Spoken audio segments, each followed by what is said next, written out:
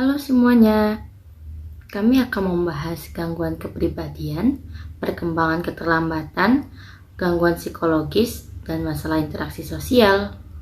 Gangguan yang kami pilih yaitu DID, Dissociative Identity Disorder, atau dikenal sebagai kepribadian ganda, yang merupakan gangguan yang mempengaruhi emosi, persepsi, perilaku, dan gangguan motorik lainnya yang mempengaruhi kehidupan sehari-hari.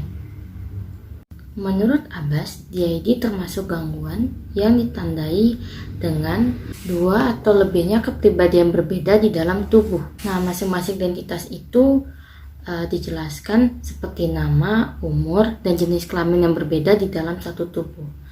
Untuk identitas yang berbeda ini, selain dari tubuhnya sendiri, itu termasuk alter.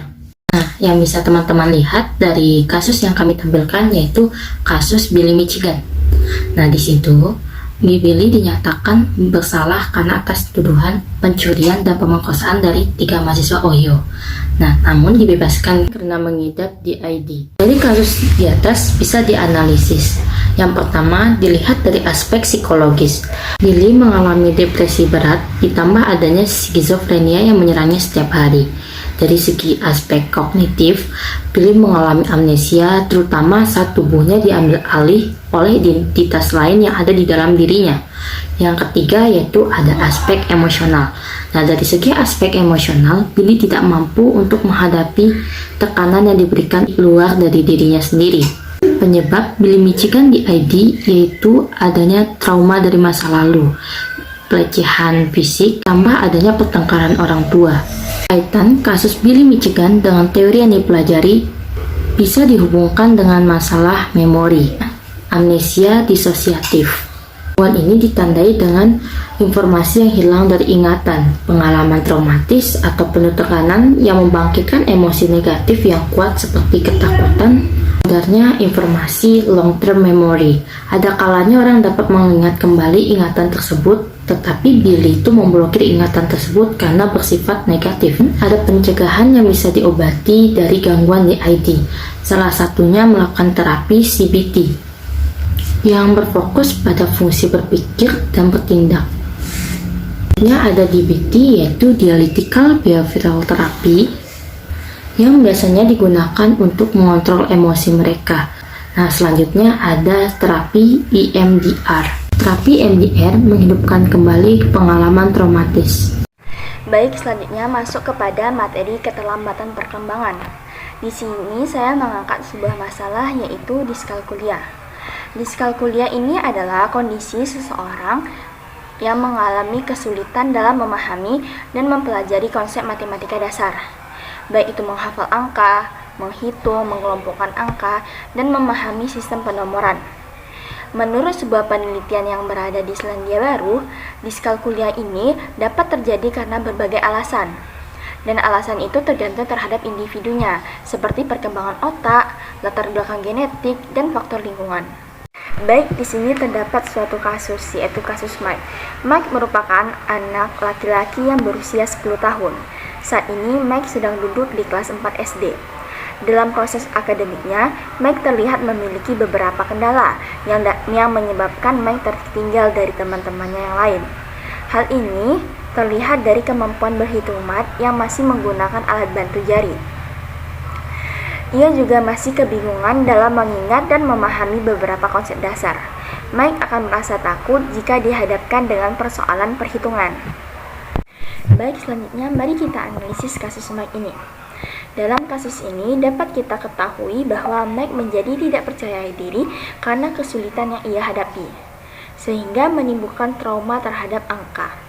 Dan ia akan kesulitan dalam berbelanja sehingga dapat menghambat interaksi sosialnya dengan orang lain, karena Mike akan merasa gugup jika dihadapkan dengan soal hitung-hitungan atau angka atau uang. Untuk lingkupan pertemanan, mungkin ia akan merasa buruk atau stres karena teman-temannya bisa mengerjakan hal tersebut, namun ia tidak, sehingga menimbulkan mindset bahwa ia tidak bisa. Dapat diketahui bahwa kasus Mike ini memiliki keterkaitan dengan teori James Lange, yang mana James Lange ini mengatakan bahwa emosi merupakan akibat atau hasil persepsi dari keadaan jasmani. Teori James Lange ini memperlihatkan bahwa perubahan fisik pada tubuh akan terjadi terlebih dahulu, dan setelah itu baru mengarah kepada pengalaman fisiologis terhadap rangsangan lingkungan, dan interpretasi mereka terhadap respon fisik itulah yang mengarah pada pengalaman emosional. Di sini, Mike akan menimbulkan emosi takut ketika dihadapkan dengan hitung-hitungan atau angka. Baik, selanjutnya kita masuk kepada materi gangguan psikologis. Di sini saya mengangkat masalah yaitu kesulitan belajar. Kesulitan belajar merupakan kesulitan siswa dalam menerima atau menyerap pelajaran di sekolah. Menurut Mulyadi, kesulitan belajar dapat diartikan sebagai kondisi dalam suatu proses pembelajaran yang ditandai dengan adanya hambatan tertentu untuk mencapai hasil belajar. Kesulitan belajar dapat juga diartikan sebagai segala sesuatu yang menjadi kendala atau hambatan siswa dalam belajar, memahami, dan menguasai sesuatu dalam proses pembelajaran, yang nantinya akan menyebabkan siswa kurang memperoleh hasil yang optimal. Selanjutnya kita masuk kepada contoh kasus. Di sini saya mengangkat kasus Wulan. Wulan merupakan anak ketiga dari 3 bersaudara. Orang tua Wulan merupakan orang tua yang sangat sibuk, sehingga mereka jarang menghabiskan waktu dengan Wulan. Sedangkan kakak-kakak Wulan saat ini sedang berkuliah di luar kota, sehingga mereka sangat jarang untuk di rumah. Dan saat ini Wulan sedang menduduki jenjang SMP di salah satu sekolah dekat rumahnya. Ia mengalami kesulitan belajar pada mata pelajaran eksak. Keterangan dari guru Wulan sering termenung dan tidak mengerjakan tugas yang diberikan oleh gurunya. Wulan juga sering sendirian di sekolah. Dan saat di rumah, menurut orang tua Wulan sangat susah untuk disuruh belajar dibandingkan kedua kakaknya. Wulan lebih sering menghabiskan waktunya untuk bermain games.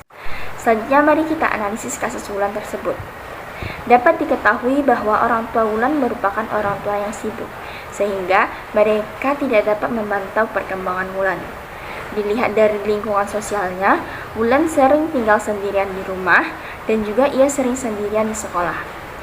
Ia tidak begitu banyak memiliki interaksi sosial dengan orang lain, yang mengakibatkan Wulan kurang percaya diri. Wulan tidak memiliki motivasi untuk belajar. Ia lebih sering menghabiskan waktu untuk bermain game. Dan ia juga tidak mendapatkan motivasi dari orang tuanya yang semakin membuat Wulan malas untuk belajar.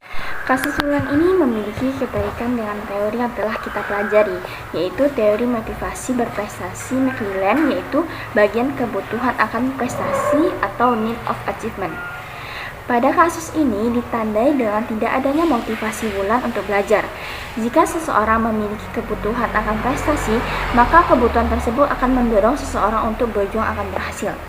Sehingga tindakan yang dapat diberikan kepada Wulan agar dapat semangat lagi untuk belajar yaitu yang pertama, dengan memberikan perhatian lebih terhadap Wulan. Yang kedua, tidak membedakan Wulan dengan kakak-kakaknya. Yang ketiga, orang tua Wulan dapat meluangkan waktu berbicara dengan Wulan. Yang keempat, membangun komunikasi yang baik dengan Wulan. Yang kelima, orang tua Wulan dapat mengenali cara belajar Wulan. Dan yang terakhir yaitu, orang tua Wulan memberikan motivasi agar Wulan dapat semangat untuk belajar. Materi selanjutnya adalah masalah interaksi sosial. Topik yang saya angkat pada materi ini yaitu motivasi perilaku belajar. Langsung saja, motivasi merupakan keadaan psikologis di mana seseorang merasa perlu untuk melakukan tindakan tertentu untuk mencapai tujuan yang diinginkan.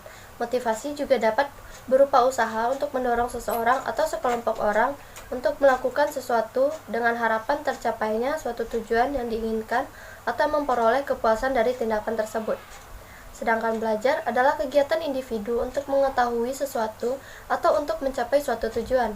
Belajar adalah perubahan tingkah laku atau tanggapan yang disebabkan oleh pengalaman.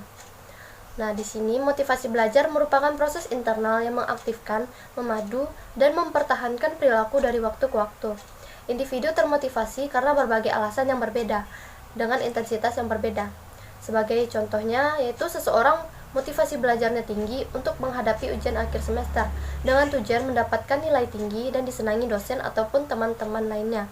Itu merupakan motivasi ekstrinsik, dan tingginya motivasi belajar menghadapi ujian mata kuliah tertentu karena tertarik dengan mata kuliah tersebut, itu merupakan motivasi intrinsik.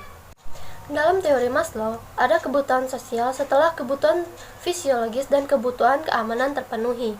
Untuk memenuhi kebutuhan sosial tersebut, banyak cara yang dilakukan, salah satunya dalam dunia pendidikan, seperti seseorang termotivasi untuk belajar agar mendapatkan lingkungan sosial atau pertemanan yang baik.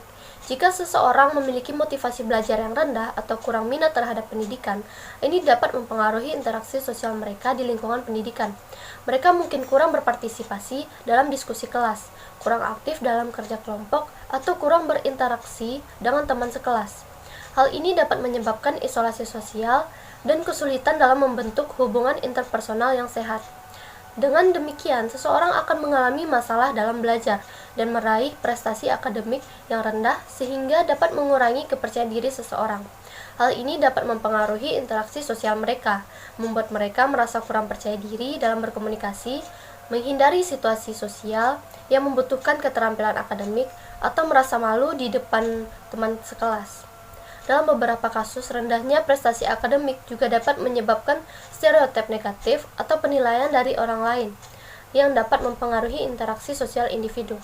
Untuk itu, seseorang harus memiliki motivasi yang tinggi untuk belajar agar dapat menyesuaikan diri di lingkungan pendidikan dan dapat diterima di lingkungan pendidikan tersebut maupun di lingkungan pertemanan sehingga memiliki interaksi sosial yang baik dan tidak terisolasi. Sebagai contoh kasus, kita bisa lihat di sini, Sarah, seorang siswa SMA, mengalami motivasi belajar yang rendah. Saat di sekolah, ia mengalami rendahnya motivasi belajar. Ia tidak termotivasi untuk belajar dan seringkali kurang berpartisipasi dalam kegiatan akademik.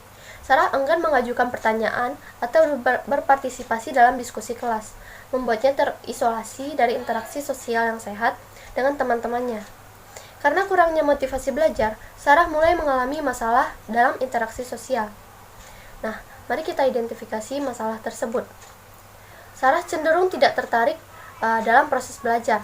Ia tidak merasa antusias saat mengikuti pelajaran, tidak mempersiapkan tugas dengan baik, dan seringkali mengabaikan pekerjaan rumah. Karena rendahnya motivasi belajar, prestasi akademik Sarah mulai menurun.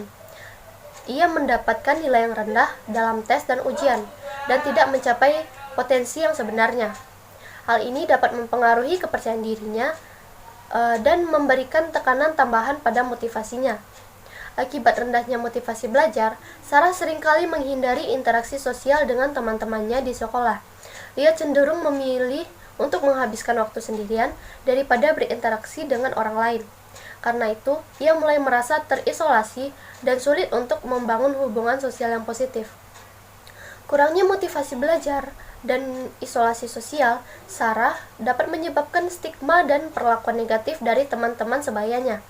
Mereka mungkin menganggap Sarah sebagai siswa yang tidak berprestasi atau malas. Hal ini dapat memperburuk masalah Sarah dan membuatnya semakin sulit untuk memperbaiki motivasinya.